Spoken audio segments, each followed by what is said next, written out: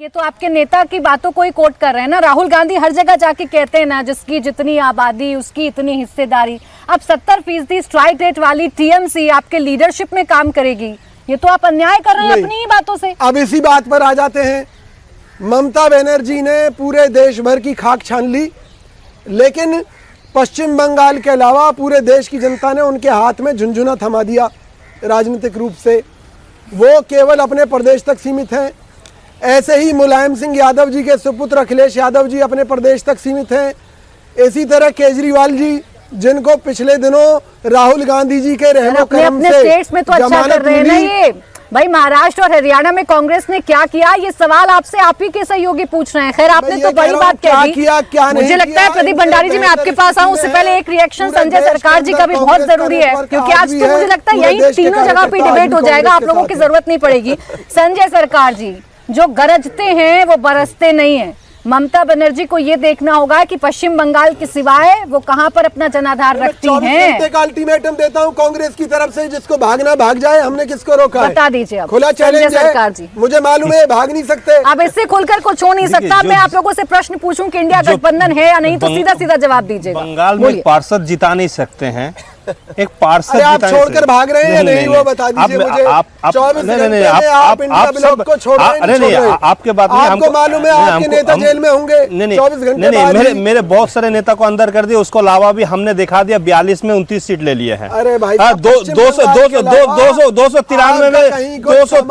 220 seat हमने जीता है। सुनिए नेशनल लेवल में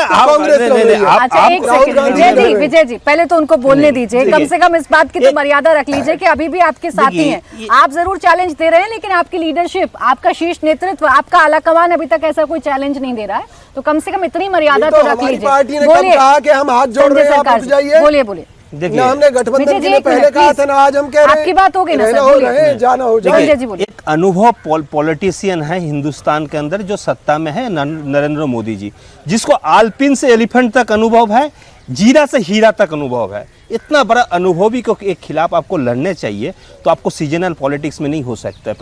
प्राची जी आप जब यह दिल्ली कनॉट प्लेस में जाएंगे, कनॉट एयर इंडिया बिल्डिंग से रीगल सिनेमा तक आप जाइए, भूटिया लोग सर्दी का मौसम में दिसंबर टू फरवरी स्वेटर बेचने के लिए आता है, फिर चला जाता है। उसके बाद में सर्दी के बाद में कहा था गर्मी आता है, गर्मी में कॉटन का जरूरत होता है, पड़ते कि नहीं आप बताइए मेरे को। और जब बरसात आता है, बरसात जब आता है तो छतरी का जरूरत होता है।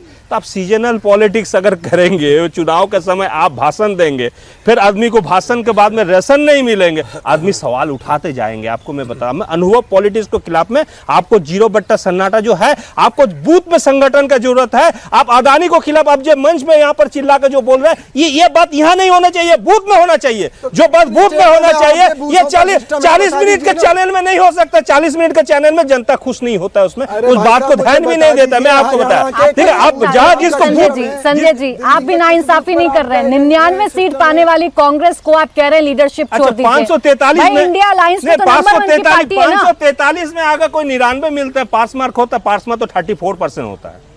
34% होता है कि नहीं पास मार्क? फेल हो गए राहुल गांधी। हम आपको आप मेरे को पूछेंगे, हम आपको इसे जवाब देंगे। अगर 543 में अगर आप पूछेंगे 99 मिला तो आप सोचे बहुत मिल गया।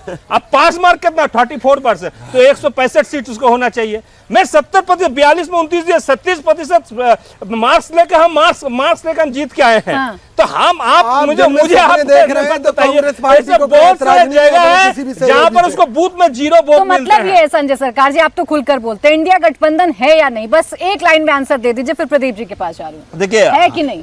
हम इंडियन गठबंधन को साथ में कोई चुनाव में हम है नहीं है, हम अलग है, पहले से बताता है। तो भारतीय अधीर चौधरी 10 सेकंड समय दीजिए। अधीर चौधरी अगर मंच पे खड़ा होकर बोलता है टीएमसी से वोट देने से अच्छा भाजपा को वोट देना, तो हम उसको साथ कैसे रह सकते हैं? ठीक है सर।